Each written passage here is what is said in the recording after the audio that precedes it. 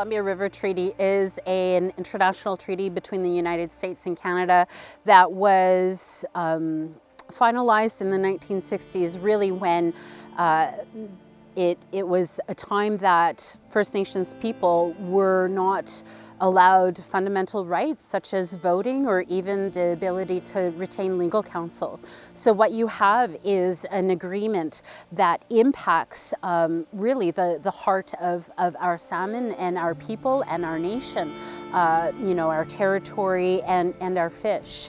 The CRT is really primarily focused on hydro generation and flood risk management, and is absolutely silent on the impacts not only the Columbia Basin has experienced, but also the devastation to our territory that has affected not only fish, our people, the ability to hunt, but also ancestral remains. So it really has it's been an agreement that is long overdue to be reviewed, and we're making movements today by participating in the CRT renegotiations to make sure that any future agreements that affect our territory have considered the impacts, the negative impacts, and also the benefits, and making sure that our people have a voice in negotiations that impact our territory.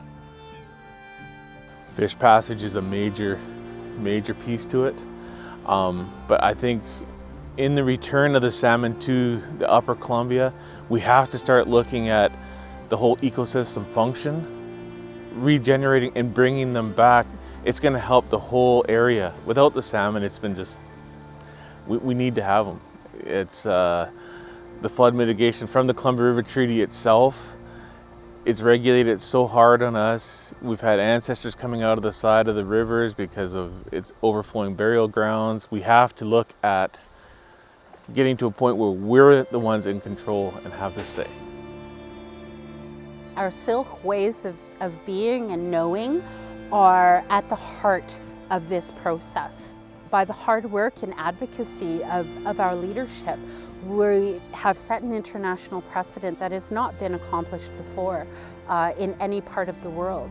So for us, we are on the leading edge of advocacy and bringing Indigenous knowledge to the front and center of what is an international treaty that impacts a good portion of the Pacific Northwest. So I'm really excited for the art of the possible. Frankly, there's no handbook written on how negotiations change when First Nations are involved.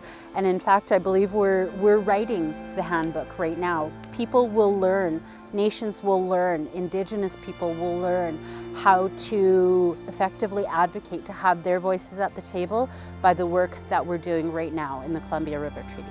To our nation, we're doing this for the children.